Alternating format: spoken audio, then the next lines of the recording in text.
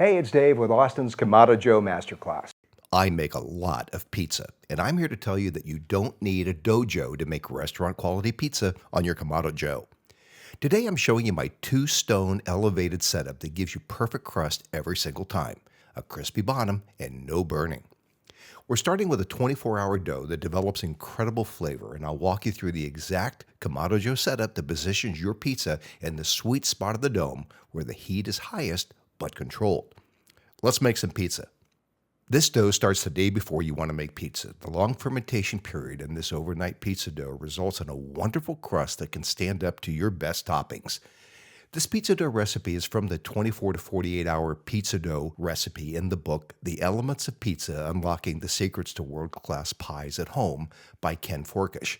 It's an outstanding book, and if you love pizza, this is a must-own. Here's what to do. We're going to add sea salt to the bowl of a stand mixer and then add 95-degree Fahrenheit water and swirl it around until it's dissolved. We'll then add a scant 1.5 grams of dry yeast and wait about 15 seconds. We'll swirl that in and then add the flour. We're going to mix this on a stand mixer with a dough hook until it just comes together and there's no stray pieces of dough on the bottom of the bowl. Then we cover it and let it rest for 20 minutes.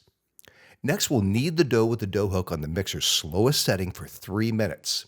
Then we'll increase the speed to the next setting and mix for another 3 minutes. Now we'll carefully place the dough ball in a dough tub or a bowl sprayed with a little cooking spray and let it rise for 2 hours. After 2 hours, we'll place the dough ball on the countertop and keep it as round as possible. We're going to cut the ball into 3 pieces. We're going to fold each ball 2 or 3 times, tighten it into a ball, and then place all of those balls in a tub or on a dinner plate that's been sprayed with a little cooking spray. We're going to cover it and refrigerate it overnight. The next day, we're going to take the dough out of the refrigerator an hour before making pizza. Now here's the setup that makes this work without a DoJoe. We're using a pizza stone stacked on top of the deflector plate separated by a disposable aluminum pan. This configuration elevates the pizza up into the dome where the heat is highest, but we're insulating the top stone from direct radiant heat so that the crust doesn't burn. Here's how to set it up. Start with your heat deflector placed where the grate normally goes. Now here's the key. Place a 2-inch deep disposable aluminum pan on top of the heat deflectors. This creates a spacer that elevates your cooking surface. Now place your pizza stone on top of that aluminum pan. Check and make sure that the lid closes. This actually positions your pizza higher into the dome where the temperatures are 50 to 75 degrees hotter, giving you a quick cook. The aluminum pan acts as an insulator, preventing direct radiant heat from hitting the bottom stone and burning your crust. Close the lid and preheat to 550 to 600 degrees Fahrenheit. Let both stones heat for at least 30 minutes. This is critical. You want those stones to be fully saturated with heat before you start cooking pizza. While your Kamado Joe is preheating, let's get this dough ready. Flour your work surface and take 1 ball of dough and press it flat with your fingertips, working from the center, moving out and leaving a thicker edge for your crust.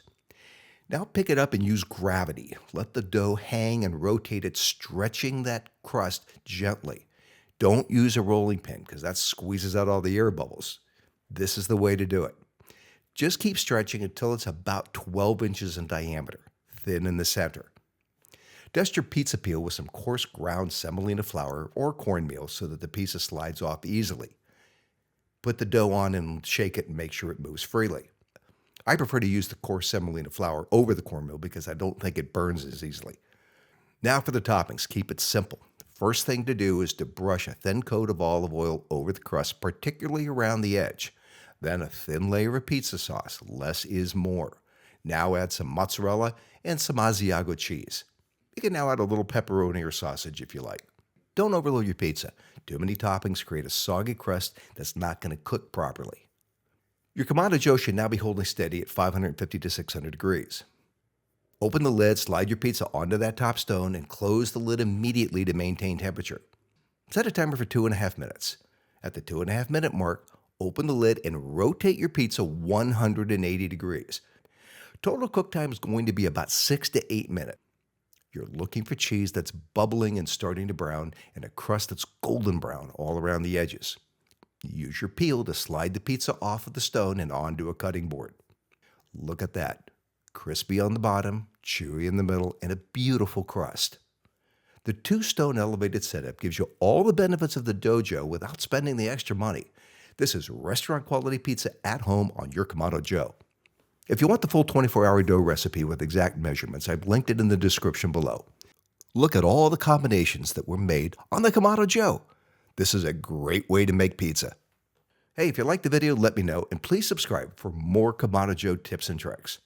And watch my Kamado Joe 101 playlist right now.